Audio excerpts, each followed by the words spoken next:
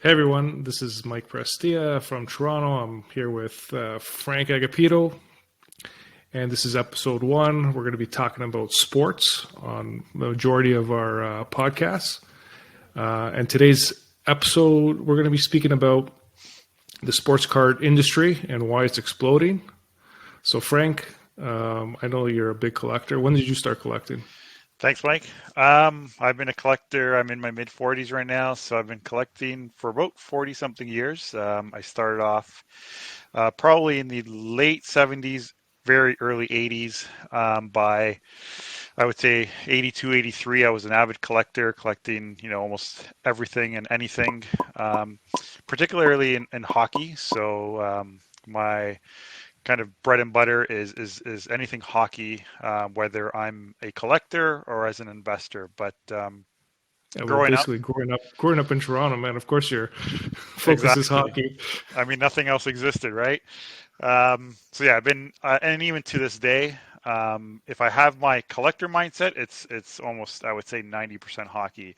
If I put my investor hat on, it's a pretty good balance. I would say it's about 25% hockey and across the major sports. So uh, avid collector up until the 90s. The whole junk wax era, the Eric Lindros boom.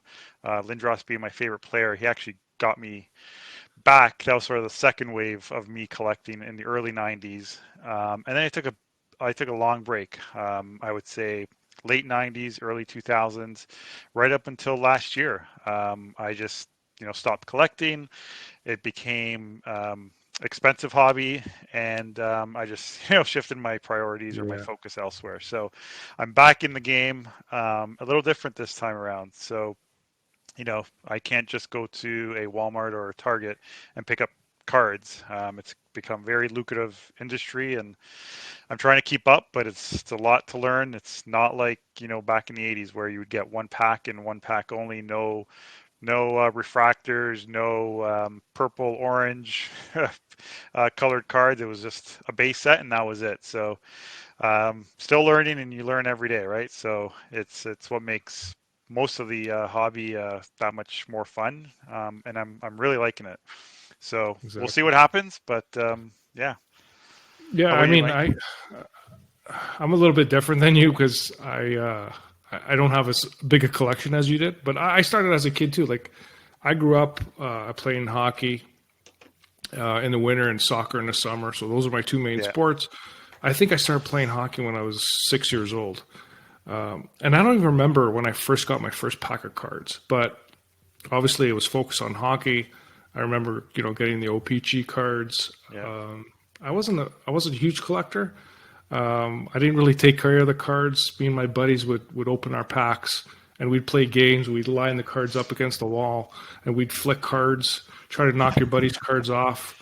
And if you knocked it down, you got to keep his cards. So you can imagine those cards were all dinged up, creased. yeah. I was born mid '70s, so by the time I started collecting, it was like early '80s. I think I missed the boat on Wayne Gretzky's rookie card, but So I had I a should ton of his showboat cards. then. It's Nice. my prize card right here. So So you sorry, got to Mike. get you no, you got to It's get got to that get card. graded. You It's got to got to get get graded, graded. right? Yeah. Yeah, I mean, when I look at it, it's hard to probably show on camera, but it's not in the best of conditions. But um, I would say it's probably around anywhere between a 4 and a 6. So we'll see. Still worth a Um, lot of money. it is, and the set behind me, like to your point, we were flicking cards. I don't even want to open up that binder because I've got Grant Fuhr rookie cards, Mark Messier rookie cards that are soft corners. So it It's all makes a good creased. showpiece, but there's really Yeah. no value in there, unfortunately. But I've kept, this is my other sort of nice looking card Oh, is an nice. Iserman, but I have very few cards graded, so that's the next step in this crazy market. Yeah, we'll talk about that, but trying to get Yeah, your card graded, you got to wait like good luck. 8 9 months. Yeah, But yeah, I then as I started growing up, I kind of like lost interest in the industry and stopped collecting altogether. yeah, And then I dabbled here and there in my late teens, I think. I'd get like the odd baseball pack here and there, nothing big. And again, my Hmm. portfolio of cards is really small. And I only really started again last year, which is probably late in the game. But now I'm considering myself more of a serious collector. Yeah. Reason why I'm buying hobby boxes. I'm scouring retail locations for retail boxes. I'm even doing online pulls. Like I'm doing online breaks. I'm buying slabs online. I'm really just trying to build out my portfolio of Yeah. cards So because why do you think it's hot right now? And the whole, why? the Because there's a lot of money to be made, and where there's money to be made, it's driving interest. yeah. Secondary, I think, is the fact that we're in a pandemic right now, and people Yeah. are just bored, probably stuck at home. What do they do? Like something Yeah. similar to you. Like, they went in their closet and pulled out their binders or their boxes of cards Yeah. and, started reminiscing about their past Hmm. days and looking at cards and getting back into it. But I think the number one reason has to be there's a lot of money to be made. Yeah. And so that's really driving demand. And where there's demand, obviously, simple economics, right? Supply and demand. Prices Yeah. are going through the roof. Yeah. So are you on the boat that the sports card industry will crash in a couple of years, or is it just going to gain more momentum and continue to be a hot industry? I think it's going to be a hot industry for a while. It's not Yeah. going to continuously grow forever. It's obviously going to come to a point where it's going to slow down. I don't know when Yeah. that time is going to come exactly, but I think it's going to be around for a while. Just because it's so hot right now, and there's so many companies making cards right now, and like you were talking about before, there's so many variants to cards. Signatures are a big thing, Hmm. and it's so big right now. I just can't see it stopping anytime soon. So it'll be a few years before it slows down. You Yeah. know what I feel bad for, Frank, is the kids. So when Yep. you're a I was kid, just going to you bring can that up. go buy a pack of cards at a store. It was easy to find, easy to Yep. afford. Now, forget about it. You And I can't think find it in that stores. Yep, and I think that could kill the industry if it's not affordable for kids. So, I mean, in a year from now, I mean, we're buying boxes, on the secondary market 3, 4 times the price of a $26 box at Walmart. I mean, a kid can't afford, $100 on Exactly. 5 packs of cards. So if that trend continues, I mean, I could see the market crashing. If there's somehow kids can get their hands on cards, absolutely, because that is the future, right? So, um, I agree with you. What's nice now is I noticed, especially online, Walmart and Target in the US, they're limiting the number of yeah, boxes people can buy. yep, yeah. So, I mean, right now, So I like went to if Target. you went to Walmart, like that section of cards is completely wiped out. It's not pandemic related. It's the fact Yeah, that these guys are going to the stores every day. They're following the suppliers. If they supply the yep, shelves, they're cleaning them out the same day. So yep. it's incredible. But so it's nice that these stores are actually limiting the number of cards people can buy. So So funny others can story. get their hands on them. Funny story. I was in the U.S. Not too long ago, and I went to a Target, and they're limiting the cards to one per person. So I was in line with other, teens and even older guys, but um, one guy I guess, had been there earlier in the day, and the manager actually caught him. So he caught him and said, "Hey, an hour ago you were in a jacket, you had shorts on, and now you're in pants. You've got a hat and shades." So totally trying to change his image, trying to Yeah, get his hands on another box of cards, and the good on the manager for sort of being for observant catching and them. trying Yeah, to. So it's the only way we can get our hands on. And when I went in, I managed to just get a pack of NFL Prisms, but that was it, right? Yeah, I mean they were stocked.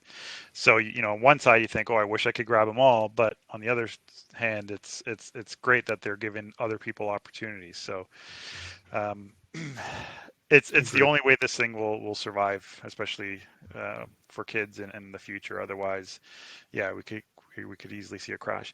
The other thing that bothers me about this industry right now, again, you mentioned the supply and demand though, is, and you've heard me say this before, you have Tom Brady, the greatest quarterback football player of all time, and then you have Patrick Mahomes, who's third year in the league, arguably probably the greatest player right now. But how is his card more expensive than a Tom Brady? It's mind-boggling, and I get why. It's a one of one refractor, or whatever the case may be. But in my eyes, Patrick Mahomes should never be as much as a Brady, and Brady should be commanding, in that $1 million range, just like Gretzky rookies that are going for, or LeBron, or Jordan. But to me, it's silly, and I laugh at these sales where Mahomes is attracting, $250,000 plus for a single card. Yeah, I mean, So, yeah, he's won a Super Bowl already, and he came close again this year. But Tom Brady has 7, and he's been in the league for yep, can't knock that. forever. So I kind of agree with you. I don't understand the economics around it. I'll give you an example. Like I bought an Austin Matthews rookie card last year. So he came in the league in 2015, 2016. Last year in March, I paid $300 for the card. It's selling for over $1,000 now. It's a graded card, granted, but still, it's tripled in value in less than a year. What has Austin Matthews really achieved yet? He's a great player, and I think he's going to achieve a lot. But at the same time, he's still young in his career. But the market value on his card is through the roof. So are you a collector or an investor, or a little bit of both? Imagine having now a dozen Austin Matthews. Yeah, so I mean, this one, it's kind of hard because I bought it because I knew it was going to go up. But I'm a huge Leaf fan at heart, and I know he's going to be a superstar player. And so I wanted to get my hands on this card right away to have it in my collection. This is a long-term investment for me on this one. I listen to Gary Vee a lot, and he's like, buy, because he sees like the market going up. But I wouldn't invest in something that's skyrocketing right now, where you think the value is just way too much for what this player has achieved to date, because I think those cards are going to crash. Yeah.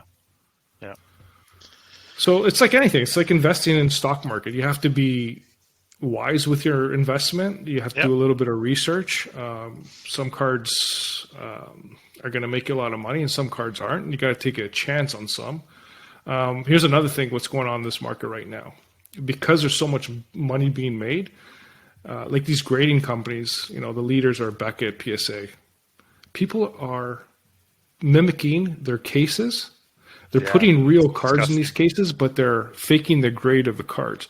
Because, a 10 Michael Jordan rookie versus a 9 Michael Jordan rookie is tens of thousands of dollars in difference by 1 point in a grading system. So it's sad, but these guys are scamming. So you have to be careful out there. Or what you're buying, who you're buying from, be careful. Yeah. So let's talk about grading.